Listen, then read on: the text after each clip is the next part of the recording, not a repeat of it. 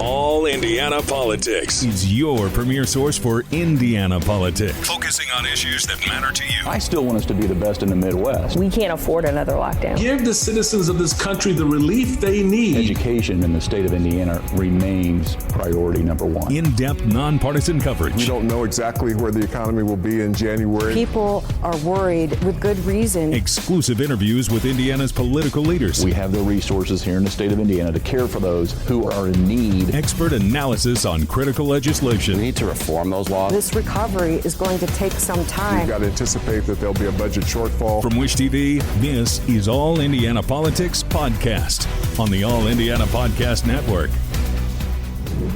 Good morning and welcome to All Indiana Politics. I'm Garrett Bergquist in for Phil Sanchez. Indiana Senate Democrats have a new leader. Late Wednesday, they ousted Senator Gregg Taylor as minority leader in favor of Senator Shelley Yoder of Bloomington. This came after 3 more former Senate staffers accused Taylor of sexual harassment. I sat down with Yoder shortly after she took the reins.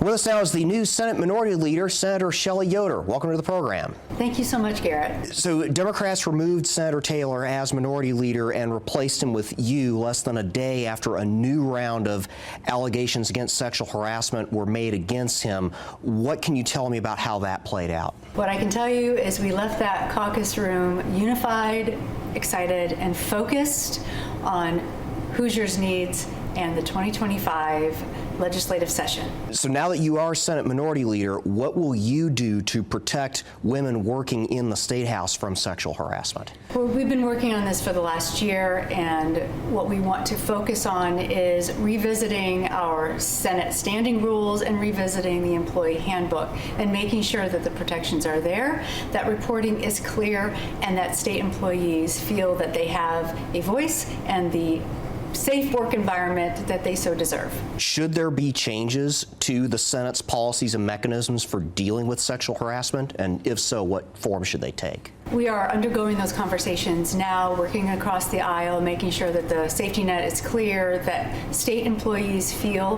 that they have a very clearly explained, clearly defined, and someone in their corner who's going to stand with them if they should need to make a complaint. Now, the Senate, of course, is just one half of the General Assembly. The House has its own rules and policies for its members. Do you foresee your chamber working with the House to make some potential changes over there as well because of this? It's a unique situation, and we're going to make sure that all employees feel safe, whether they're working for the Senate side or the House side. We will be working together as we try to do every single day for Hoosiers, and I don't expect this to be any different. As a matter of fact, we are looking at making sure there's parity between the expectations and the rules and guidelines for both chambers. Senate President Pro Tem Rod Bray has said he fears turning over any part of the process to an outsider like some sort of independent ombudsman could dilute senators' accountability. What do you make of that argument? We'll have to wait and see, but what I would say is there seems to be some lapse there now, and we want to make sure we shore up all of those lapses and gaps and make sure that employees at the state who are there doing the good work for Hoosiers feel that they are protected and have an avenue in which to have their voices heard. I do want to turn to the upcoming session itself now. So now that you are in charge of the Senate Democratic Caucus, what can Hoosiers expect from Senate Democrats this session? Well, we've been working hard, and Hoosiers know and expect it from our caucus every single day. And now that we can focus, we're unified and we're excited, what Hoosiers can expect is we're going to be focusing on making sure that our public education is fully funded and supported, making sure that health care is accessible, and making certain that housing is affordable and safe. Do you see any room to work across the aisle with the Republican supermajority on some of those issues? Because those issues did come up on both sides of the aisle during the campaign. Our caucus is always ready to work across the aisle. I would say that is a guiding principle, that we know that Hoosiers expect bipartisanship, and we want to make sure that we're building our relationships with our Republican colleagues and getting good policy together for every resident who calls Indiana home. In the state budget committee hearing the other day, we heard from members of both parties who basically flat out said they don't trust the new Medicaid forecast numbers that have been provided to the Family and Social Services Administration. And that's all stemming from last year when the accounting firm that the FSSA employs suddenly announced $1 billion Medicaid revenue shortfall. Do you trust the new numbers? I think what we can say is we should all be skeptical because we can't trust them, because what we've heard is they have been wrong, and we've wondered what we're going to do about a huge $1 billion shortfall in a budgeting forecast mistake. So of course we can't trust them, and Hoosiers are absolutely dead on when they say that they can't trust those numbers, because we pretty much pulled the rug out from underneath so many Hoosier families when last year we said, oops, we've made a mistake and we're going to have to make some adjustments. And sadly, we started with Hoosiers' most medically complex children and their families. What can we expect from Senate Democrats specifically on the Medicaid funding issue this session? What you can expect from Hoosier Democrats is fighting hard for Hoosier families and individuals who rely on Medicaid, who need Medicaid to access their health care, to survive, for that security. And what you can expect from Hoosier Democrats is a real fight, standing for them and making sure that we're holding everybody accountable in that state house, that they have the protections that they need and that they can count on legislators to do the right thing. That's what Hoosiers can expect from our caucus. Should the FSSA get a new accounting firm? I think that's probably a good idea to take a look. I don't have that oversight. I know that our caucus is focused on making sure that residents, constituents that we serve, that they feel that they have a fighter that's making certain that their voices are heard. And I teach in a business school, so I know that when there is a mistake, you absolutely need to make sure that you don't make that mistake again. And so looking at all the contracts would be a good idea. How will the change in administration affect the work that Senate Democrats do? Because now we've got a new session, we've got a new governor, new lieutenant governor. When there's change, there's always going to be something new, and I know that our caucus is ready for that. What Hoosiers can expect is that our caucus is ready, that we're focused, we're excited, and we're absolutely focused on this next legislative session. And I just want to add to that, it's exciting because you never know what a new administration is going to bring to the table. We've been reading the agenda of our new governor-elect, but you don't actually see it because right now it feels more like talking points, and we need to make sure that we're doing the work that Hoosiers have called us to do. So that's what we're going to be focused on. Coming up, Fort Wayne's mayor tells me about the moment that led her into politics. Welcome back. Fort Wayne's mayor says she wants to change her city from somewhere you go through to a place you go to. I recently headed to Fort Wayne to sit down with Mayor Sharon Tucker. She became mayor in April after the sudden death of longtime Mayor Tom Henry. It's part of our series highlighting the work of Indiana's black mayors. We're looking at building out all of this along the river. After working for 10 years in government finance, Tucker has quickly settled into her new role at the top. We were able to cut the ribbon on both the Star, which is Star Banking's new building, and the Pearl, which is a new luxury apartment complex with some retail space down in the lower level of the Pearl. Although Tucker is a relative newcomer to the public sector, she says the seeds of the office were planted back in high school.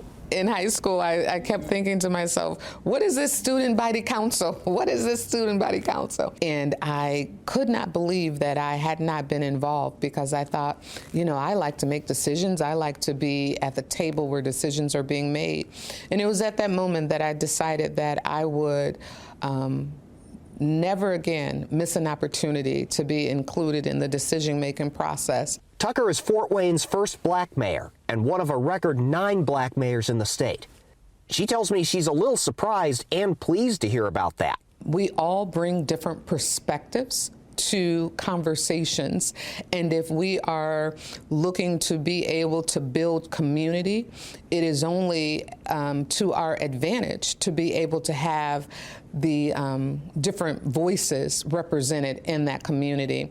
Tucker says for her, that means ensuring Fort Wayne has something for all walks of life. She says she especially wants to tackle homelessness. City officials say more than 1,000 people are currently homeless in Fort Wayne. Developers are adding affordable apartments at the Landing. She says she wants to invest in housing and infrastructure elsewhere downtown and in the city's neighborhoods. Tucker's term runs through the end of 2027. She says she strongly encourages anyone with an interest in public service to run for office. And she says learn to listen, even if it's not what you want to hear. One of the secret sauces of success is always listening to your community. And so many times when we're elected, we fail to remember that we are here for the people. We are here to represent what the people want and what the people need. And we just make the final decision based on the information that has been shared with us from the people. Coming up, Indiana's best political team assesses the ongoing sexual harassment scandal at the State House and whether lawmakers can trust the revenue numbers they're seeing.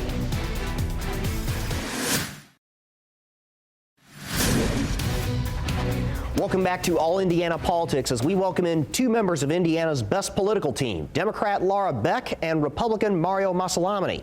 Let's begin with the latest shutdown fight. Mario, do Republicans own this if this becomes a pattern in the next Congress?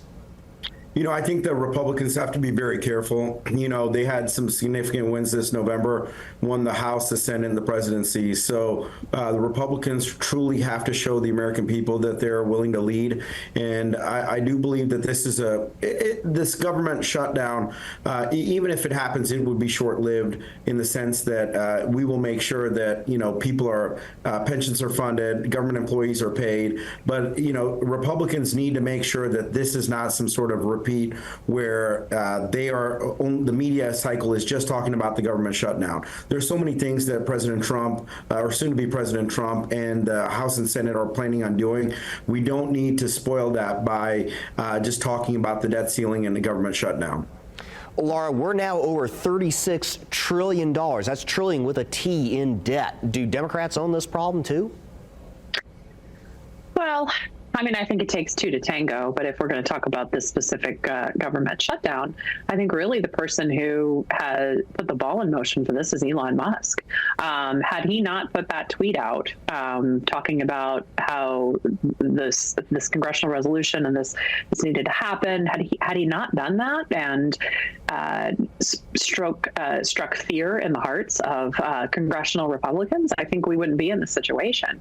I think that's part of the danger of having someone like an Elon Musk, who basically is empowered to be the president, to be an unelected president. Having somebody like that in this very emboldened and empowered moment, making these sort of reckless actions before Donald Trump has even taken office, I think that's going to actually create a very challenging political dynamic for the president elect. And I think we're going to continue to see more of this as we move down the line. So let's turn now to state politics for a little while. Laura, we heard earlier from Senate Minority Leader Shelley Yoder. She says the Senate will review its sexual harassment prevention policies. Is that enough? What needs to change at the State House? Well, I think that there needs to be an overall look at how is this done? What are these HR policies in place? And across the aisle, across the entire, anybody who works in that building or who works within that structure should be able to feel safe and protected in the workplace. I think that's just completely imperative. I think what Senator Yoder is proposing is a good first step. I think the State Democratic Party has put together a policy as well. But I really think that both parties need to come together to put some type of commission together or some type of framework in place. The first step is to admitting you have a problem. And then the second step is how do we make sure this doesn't happen again? And I think it's really incumbent upon everyone who is an elected official or who works for an elected official to make sure that they are a part of that solution. Mario, should there be an independent ombudsman for General Assembly interns and employees to handle situations like this? I believe so, and not to get too political about this, but, Democrats have been talking over the last 2 years about how they're here to protect women's rights. And, the two major stories regarding sexual harassment was in the Hogshead administration, where even reporters talked to multiple employees in the Hogshead administration, and they talked about it being a toxic environment. And then now we see with Senate Minority Leader, 6 people coming out stating that they were sexually harassed by him. Again, to get back to Laura's point, there needs to be some rules and regulations. These interns and even the lobbyists need to be protected in this situation. We're about to get into 2025, and if a woman cannot do her job without having to deal with some man sexually harassing her, trying to sexually attack her, and can't take a no for an answer, then that's a serious problem. In Congress, in the General Assembly, we're dealing with people that are supposed to be public servants. They're here to serve our community, not act like they're kings and queens in the General Assembly and take advantage of their authority. And so we need to put more things into place to protect the interns and also the lobbyists and even legislators, because what we're hearing and what we're seeing is that a lot of complaints that have been going on for a number of years. And, we shouldn't have to wait till one person comes forward and then allow for other people to come forward. So there should be some sort of commission where a person feels that they can go and air their complaint without having retribution or retaliation in their job. And as such, I believe that both the House and the Senate need to come together and figure out a new set of rules, both with the Republicans and Democrats, to protect these women, because this is not acceptable. I believe both Republicans and Democrats can agree that this type of behavior is not acceptable, that women should not have to fear the ability to just work and to be successful, that they have to be preyed on by some of these men. Garrett, can I add one thing to that really quickly? Yep. Do you mind? I think another key point that Mario makes is talking about the overall culture. And Mario, I don't want to speak for you, but you're talking about the lobbyists, the elected officials, the staff members. One of the things that is very apparent is that predators hide and predators thrive in places where there aren't rules and in places where they have the power. And when you take that kind of power away, such as there are consequences for behavior, they are held to a standard of accountability. They're held to a criminal standard if that's appropriate, if someone deems to press charges against them. They hide in the shadows, but they thrive where they feel like they're empowered. And I think that the more that we work at this, the more that we get to it, the legislative session is not one giant spring break. You're there to do the work of the people. And I think that because there has been such a spotlight shine on this, I really hope that it is imperative that they come together to protect people who work there. This is for both of you. Should Gregg Taylor resign from the state Senate? Mario, you go first. I agree. After reading some of these other allegations that just came forward, for him to walk into a women's restroom after, an intern walks in there, some of this behavior, and it's not just 1, 2, not 3 or 4 or 5. We have 6 different allegations from 6 different women, and who knows if there's more. This is extremely predatory behavior. These women's voices need to be heard, and we need to make sure that they're protected. And if, from what it sounds like, he is just walking around acting like he's the king of the castle. And so this type of behavior, I'm glad that the Democrats voted him out as minority leader. I believe that the House and the Senate need to create rules where they are asking him to step down. Laura, how about you? I've got about 1 minute left. I think when you become ineffective, that is an opportunity to take a look at, can I get my job done for my constituents? I think that's a key important part. But I don't want to play a game of whataboutism here. But if Gregg Taylor's going to resign, then so should have Curtis Hill, Diego Morales, all of these various people who've been accused along the way. Again, I think this is a systemic issue. I think it's one that we within our own parties have to stop covering up for, I wouldn't even say covering up for, stop looking away from. And I think that we're making an important first step in heading in that direction. But we have a lot more work to do. Laura and Mario, great conversation as always. Thank you so much. We'll be right back. Thank you for joining us for All Indiana Politics on this penultimate weekend of 2024. We'll be back here next Sunday morning at 9:30. And be sure to check out the All Indiana Politics podcast online at our website, wishtv.com. A Merry Christmas, a Happy Hanukkah, and a Happy Kwanzaa to all who celebrate this week. From Wish TV, this is All Indiana Politics Podcast on the All Indiana Podcast Network. Watch All Indiana Politics live Sunday mornings at 9:30 on Wish TV and at wishtv.com. Subscribe to this podcast and listen weekly here on the All Indiana Podcast Network. And be sure to discover even more great podcasts at allindianapodcastnetwork.com. Looking for ways to save on your energy bills? AES Indiana has you covered.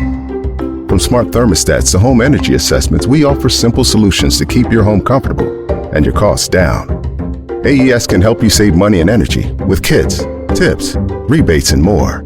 Visit aesindiana.com/ways to save to learn more about how we can help you save money. AES Indiana, helping you discover real ways to save.